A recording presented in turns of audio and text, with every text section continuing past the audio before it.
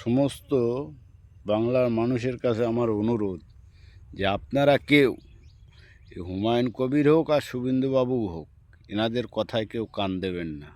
কেন? আপনারা সকলেই জানেন শুভেন্দু অধিকারী এর আগেও তিনি সনাতনী ছিলেন, এখনও তিনি সনাতনী আছেন। হুমায়ুন কবির এর আগেও মুসলিম ছিলেন, এখনও কিন্তু তিনি মুসলিম আছেন। হঠাৎ এর আগে এত দরদ ছিল না কেন, এখন হঠাৎ এত দরদ উঠলো কেন? আজকে হুমায়ুন কবির বাবু, তেনার এত মুসলিমদের প্রতি দরদ কী করে এলো? আজকে শুভেন্দু অধিকারী বাবু, তেনার এখন সনাতনীদের উপরে এত কী করে এলো?